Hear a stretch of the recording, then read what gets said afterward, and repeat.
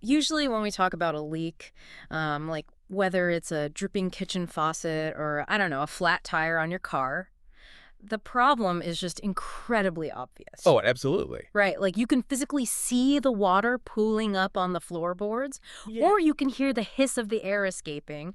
You don't exactly need a detective to tell you something is wrong. No, exactly. I Yeah. mean, the evidence is right in front of you, making a huge mess. Yeah. You know exactly what needs fixing, and you generally know how to go about fixing it, Right. or at least who to call. Yeah, exactly. But then you look at personal finance, especially for high earners, and suddenly those leaks become completely invisible. Totally invisible. Like you could be quietly draining thousands or even tens of thousands of dollars a year, and your bank account won't make a single sound to warn you. It is the absolute definition of a silent drain. Yeah. You know, Yeah. people often feel like they are doing everything right.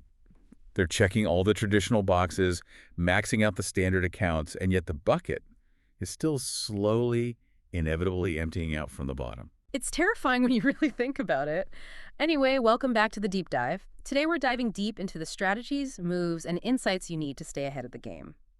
Before we jump in, today's deep dive is brought to you by Alpheva, the financial operating system that brings your taxes, investments, debt, and insurance together into one intelligent platform. Make sure to tag @Alpheva on social media and check out alpheva.com for more info. All right, let's get into the show. I gotta say, I'm very excited for this. Same here. So today's mission is all about exploring this really provocative concept called moneymaxxing. Right. And this comes to us from a fascinating article by Lord Munjal. We're going to be looking at his framework alongside some hard data from Alpheva. And the goal today is simple, but definitely not easy. Definitely not. We want to figure out how to stop leaking money and start managing wealth as one unified system rather than just a series of isolated random decisions. Which is how most people do it. Exactly. So I have to ask you, the listener, right up front, have you ever felt like your financial life is just a bunch of disconnected buckets? Oh, I'm sure they have. Right, like you've got a tax bucket over here, an investment bucket over there, a mortgage bucket somewhere else, and none of them seem to know the others even exist. It's a remarkably common feeling. Yeah. And frankly, it's how the entire financial industry is structured to make you feel. Right. And I feel like that brings us to this whole internet culture of optimization we're seeing right now. Oh, yeah. It's everywhere. It really is. We see people obsessing over like Lookmaxxing, Agemaxxing, Sleepmaxxing. People are tracking their REM cycles with wearable rings, optimizing their skincare routines down to the molecular level, taking ice baths at 4 a.m. to spike their dopamine. Hey, the dedication is impressive. It is. But the internet has basically decided that everything worth having is worth optimizing, except somehow the actual thing that pays for all of those optimizations. Money itself. Exactly. The money. Okay, let's unpack this. Because Munjal pushes back really hard on what passes for standard financial advice today. He really does. He goes right for the throat. He does. He argues that skipping a $6 latte or shaving a tiny percentage off your grocery bill by, aggressively clipping coupons, that is not optimization. Right. He calls it austerity with a hashtag. Which is just a brilliant phrase. I love that framing so much because focusing on the latte while ignoring a massive uncoordinated financial portfolio is, well, it's like trying to win a marathon by tying your shoelaces really tight while completely ignoring the fact that you're running in the wrong direction. That's a perfect analogy. Right. And if we look at the psychology behind why this happens, it really comes down to cognitive load. What do you mean? Well, human brains naturally love to compartmentalize. It's how we survive in a highly complex modern world, right? Right, yeah. We put things in boxes. Yeah, that makes sense. We deal with one fire at a time. Exactly. We make one decision at a time so we don't get overwhelmed.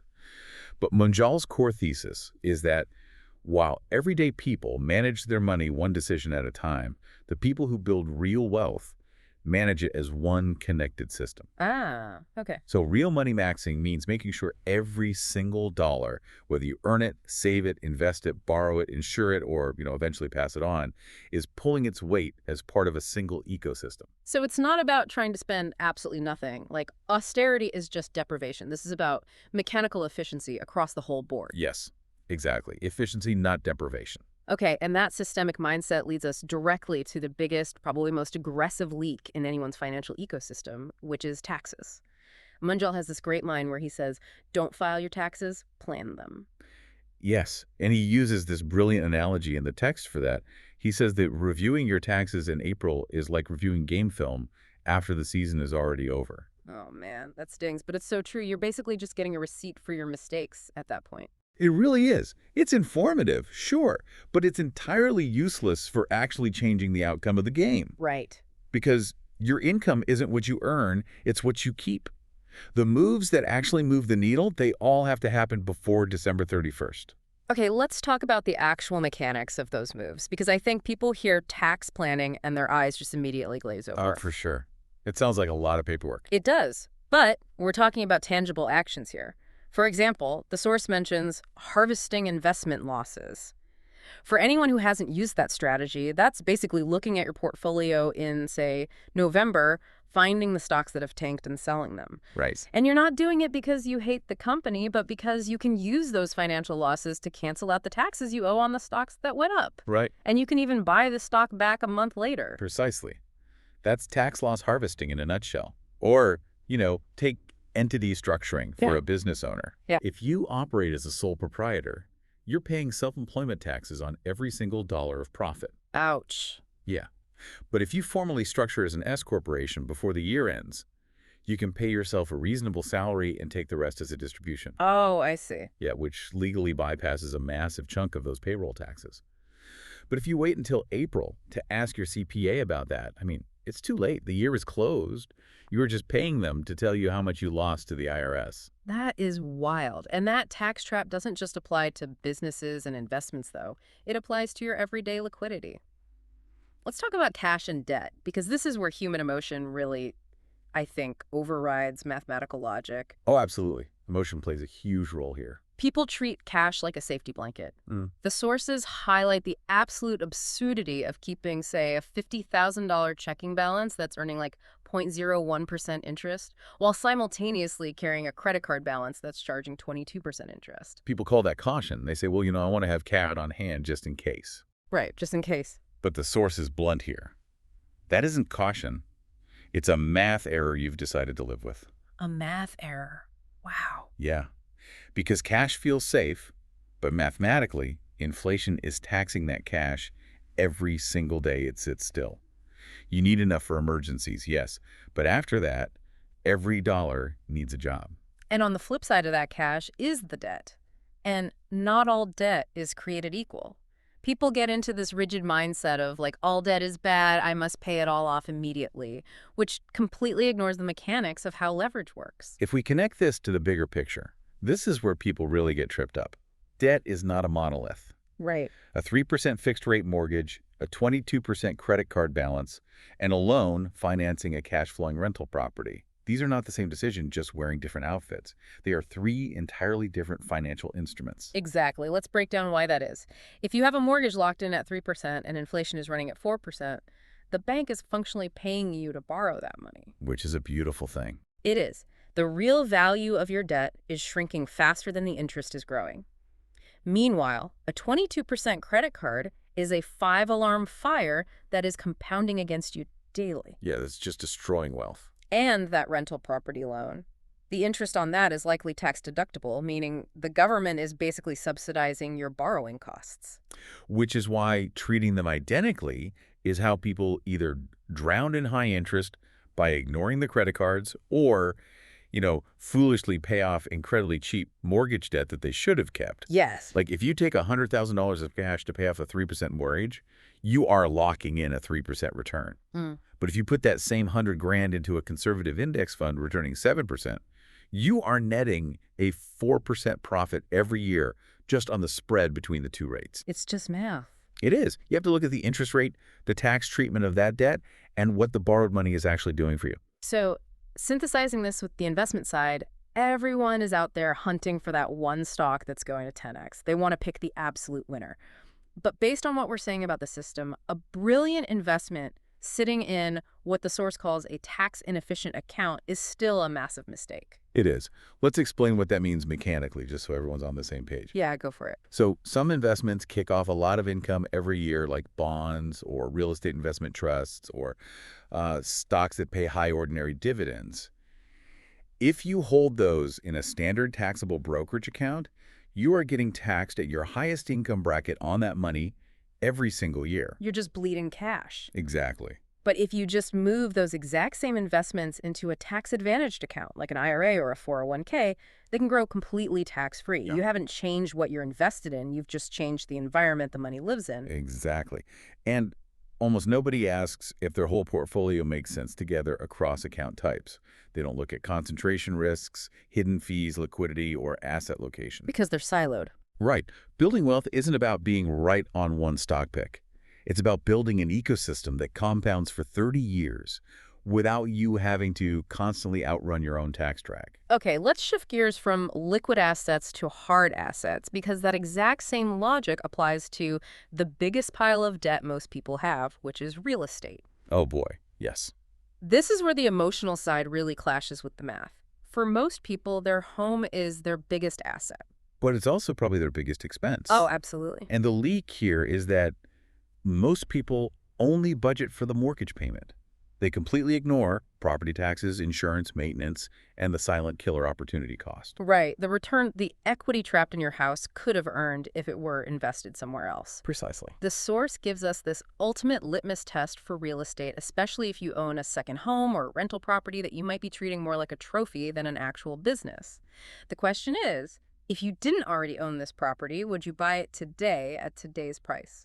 What's fascinating here is how often the honest answer to that question is a resounding no. Really? Oh, yeah.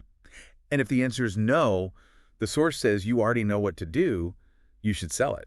Okay, I'm going to push back on that, though. Because if I bought a rental property 5 years ago and I have a 3% interest rate on it, why on earth would I sell it just because I wouldn't buy it at today's inflated prices? I mean, I've got cheap debt. It's a totally fair pushback and a common one, but this is where we have to look at return on equity, not just the interest rate. Okay, how so? Let's say you bought it for $300,000 and now it's worth $600,000. You have $300,000 of dead equity sitting in that house.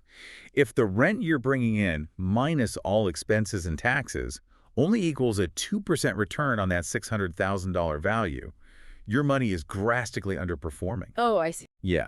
The cheap debt doesn't matter if the asset itself is trapping hundreds of thousands of dollars that could be earning 8% in the market. But, behavioral economics tells us people hate letting go of what they already have, even if it's dragging down their net worth. Right. That's the endowment effect. We value something way more simply because we already own it.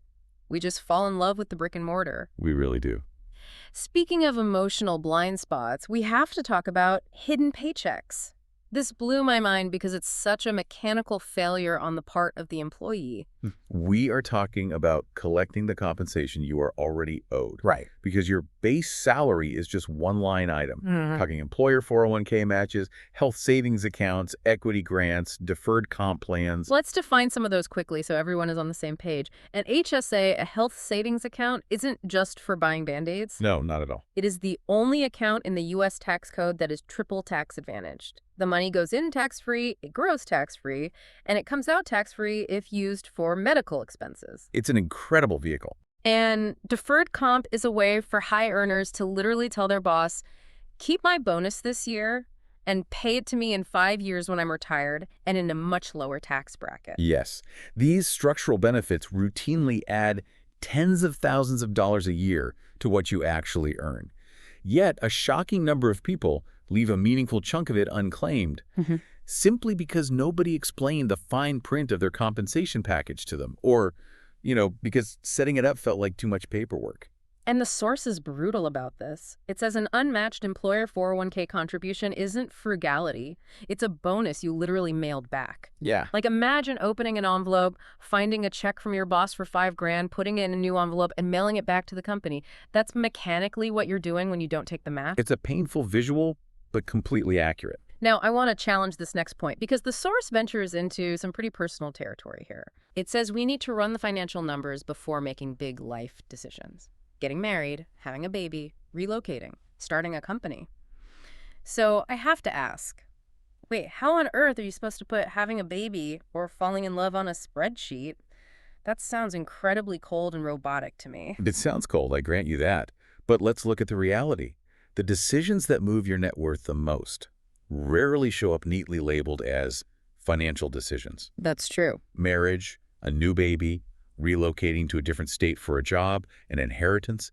Each of these can swing your financial trajectory by hundreds of thousands of dollars. Sure, but people make these decisions with their heart or their biological clock or, to please their in-laws, not based on a discounted cash flow model. And that's entirely human. The source isn't saying you should make these deeply personal decisions only with a financial model. That would be sociopathic. Right.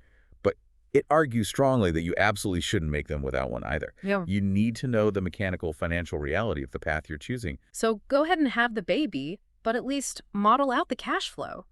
Map out how $2,000 a month in daycare costs, plus front-loading a $529 college savings plan is going to impact your ability to invest for your own retirement over the next decade. Exactly. It's not about letting the spreadsheet say no to a baby.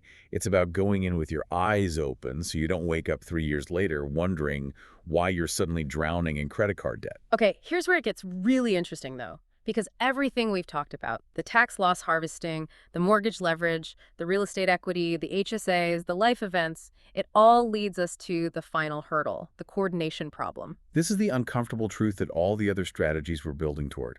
You can execute all those individual moves perfectly, flawlessly, and you can still lose. Wait, why? If I have a great mortgage rate, max out my HSA, and harvest my tax losses, how do I lose? Because they don't operate in isolation.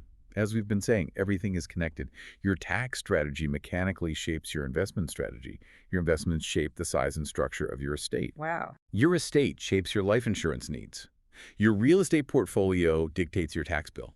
Your debt structure dictates your monthly cash flow, which, ultimately dictates what you have left to invest in the first place. It's an ecosystem. It's like a football team, but nobody manages it that way because the professionals we hire operate in total silos. Exactly. Having a CPA, a financial advisor, and an insurance agent who never talk is like having a football team where the quarterback, the wide receivers, and the offensive linemen all have completely different playbooks, and they aren't allowed to talk in the huddle. Precisely.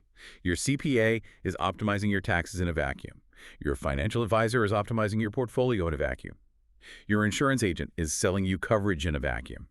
Each of these professionals might be incredibly excellent at their specific piece of the puzzle. But nobody is looking at the whole board. No one. And that lack of coordination is where massive amounts of wealth slip through the cracks.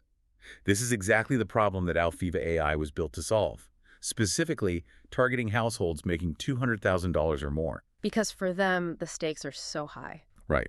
And for that demographic, lack of expertise usually isn't the issue. They have smart professionals. The lack of coordination across the ecosystem is the issue. And the data on this is wild. According to the source material, the average Alpheva user captures over $23,000 a year in financial value. That's massive. It is. And that's not a one-time windfall, that's an annual impact. I want to highlight a couple of real examples from the sources because it grounds this perfectly, and I want to explain the mechanics of how it actually happened. Yeah, let's hear them. There's a business owner named Diana G. who operates in Miami and Long Island. Oh, her situation is a classic example of this complexity. Right, because managing both business and personal finances gets incredibly tangled. Between taxes, business debt, personal investments, and day-to-day spending, she couldn't tell where she was missing opportunities. Alpheva's system analyzed her whole picture and uncovered over $23,000 in annual value. And let's look at how that breaks down mechanically. Over $7,000 of that was in tax savings. How did they find that? By properly coordinating her personal tax bracket with her business deductions, timing her equipment depreciation perfectly, and shifting certain personal expenses legitimately onto the business ledger. Wow. And the system found over $5,000 in loan savings alone just by optimizing the overlap. She was probably carrying personal debt while the business had cash, or vice versa. And by refinancing personal debt into a business line of credit, suddenly that interest became a tax deduction. Exactly. And then there's the case of Vinny Vai, a biotech director in Silicon Valley. He was juggling a massive investment portfolio, a mortgage, college tuition planning for his kids, and retirement. Which is just overwhelming. It is. By bringing all of that into one coordinated view, the AI identified over $42,000 in annual financial value.